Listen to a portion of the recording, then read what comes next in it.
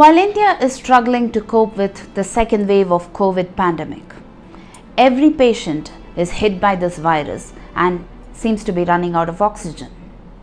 How is oxygen linked to COVID-19? The deadly coronavirus triggers pneumonia and hypoxemia. The latter causes lack of oxygen in the blood, leading to pneumonia resulting in death. In such cases, oxygen relieves hypoxemia. No wonder oxygen is life-saving. In middle-income countries like India, proper system for managing oxygen supplies have been neglected for decades. Ironically, pneumonia seems to be one of the major causes of hospital admissions in places like India. Lack of oxygen systems is partially due to the lack of knowledge, leading to government authorities being underprepared in investing in this. Some hospitals don't even have enough facilities like adequate power supply or water supply.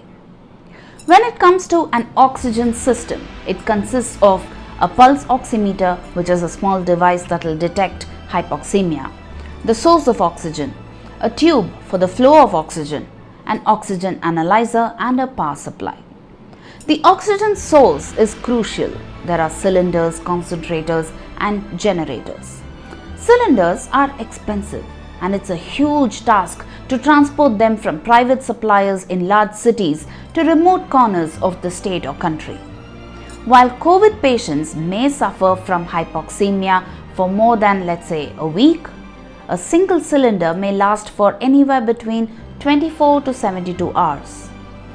Oxygen concentrators filter out nitrogen from the air and provide nearly pure oxygen. 4 to 5 children, 1 to 2 sick adults can survive with this. It doesn't need refilling, just a reliable power supply. Oxygen generators are large machines designed to generate oxygen from the air. It can fill up to 50 cylinders per day, but they are expensive. They need a trained biomedical technician and a power supply.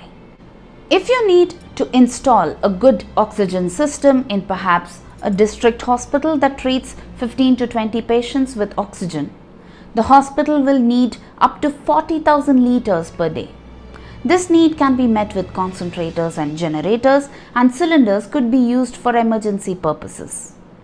With the need to scale up production, India recently announced that 10,000 oxygen concentrators are being imported.